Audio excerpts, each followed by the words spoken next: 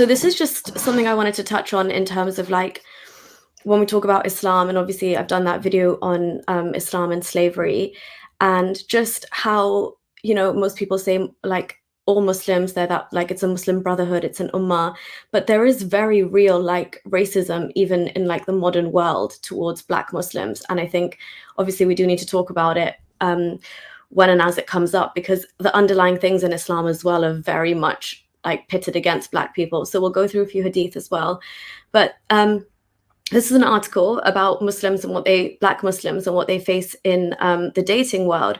So you have to prove your faith when you're dating as a Black Muslim. I've had people say, you're a great guy, perfect for my sister, but you're Black. And I feel like, whoa. For Khalum Shabazz, his race has caused issues dating as a Muslim in the UK. On one side, when it comes to religion, you're Muslim but Black. But on the other side, when it comes to culture, you're Black or you're Muslim. So where do you win? The 28-year-old tells Radio 1 Newsbeat. October is Black History Month, and he feels Black Muslims can be forgotten in events and celebrations.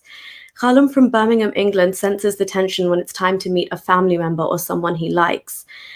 And his experiences mean he's starting to second guess whether he should look for someone outside of his race. It's also left me a little bit stuck that maybe I shouldn't get married just yet. So there's a video of this Asian mother and like her reaction to if her daughter dated a Black Muslim or a white boy. I actually haven't seen this video, so I don't know if we need to go into it, but basically he's not alone. A survey of over 400 users by Muzmatch, one of the world's biggest Muslim dating apps, has found 74% of its Black members felt that race affected the matches they got. Issues such as fetishization, discrimination, and colorism were outlined, with some Black members feeling that they were not represented in the online dating space. For 31-year-old Kaya, she relates to those issues as a Black Muslim woman in the dating world.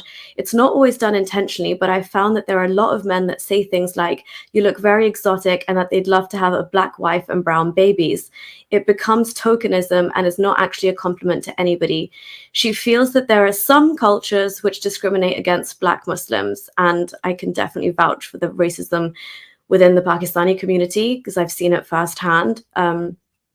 But yeah, one time someone told me his preferences was to date in his race and didn't speak to me further. Everyone's entitled to their preferences, but it does hurt.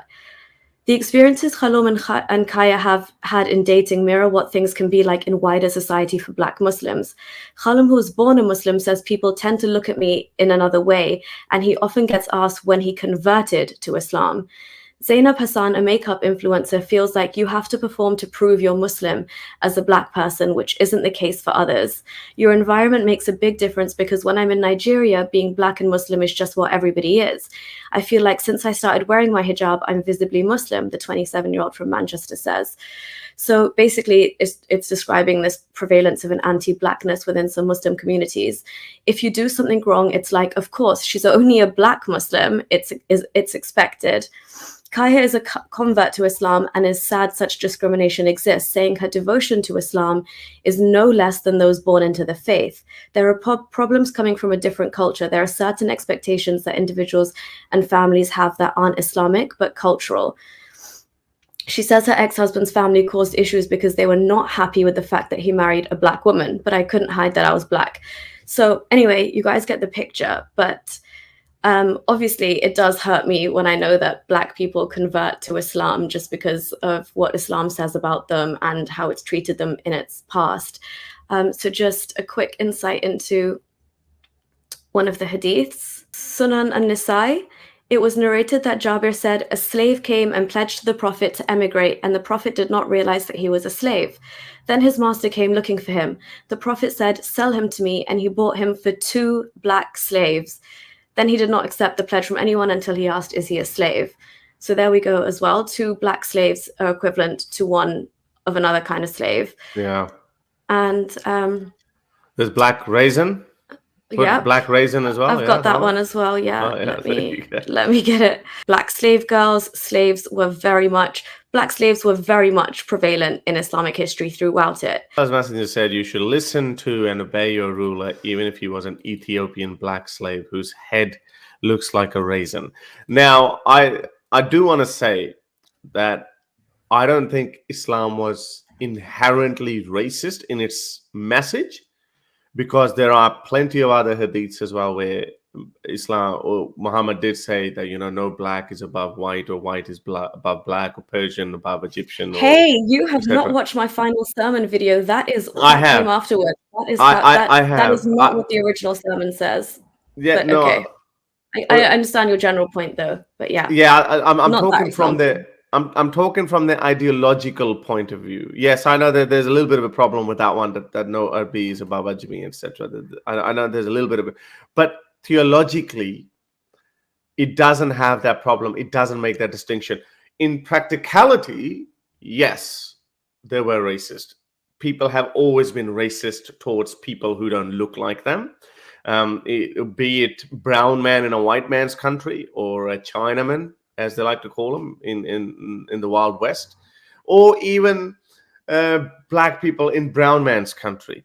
People who've looked different, they've always been compared to, and the great Muhammad Ali in your video. I mean, there's another video of his. He said, "Why is always, Tarzan in Africa talking to animal? Is a white man. He's an African, so the African man, a black man, should be the first person who can talk to animals. Why is the Superman always white? Why is super? He even said, why there's even a word blackmail? Like even Yeah, negative he's like connotation. angel cake, devil cake. Angel cake is white, devil cake is black. Yeah, blackmail. Yeah, that speech of his is really good actually. Even the connotations are negative, and this is exactly what this connotation is saying. Black raisin. Why would that reference need to have been made? That it looks like raisin. So even I if he was mean, an Ethiopian, like, even it's like if I told you, you should listen to your leader, even if if it's an Indian man, you'd be like, well, hang on a sec. What do you mean by even if it's an Indian man? Like, what does that mean? That would be exactly. racist, obviously. So though, and there was another narration, not by Muhammad himself, but by his later followers, that they emphasized on Muhammad's light skin. Apparently, Yeah, like they whiteness. There's overemphasized. even a This is threat, right? If somebody calls him black or something, kill him. there's yeah, is it kill him? Yeah. Not a hadith. It's like one of the later imams who said it, because Mm. apparently some other people used to tease Muslims that, hey, your prophet was black. They were racist too, as if you're teasing someone over being black. So yeah, even though, okay, I get it inherently, by from theological point of view, there was no distinction of black and white. Yes, there was some black slaves, but that in practicality they Also, were they were the racist. first enslavers of like Africa as a continent, so let's bear that in mind. Yeah. If you like these videos and want to support me in my activism, then you can support me on Patreon or PayPal. Stay free, everyone.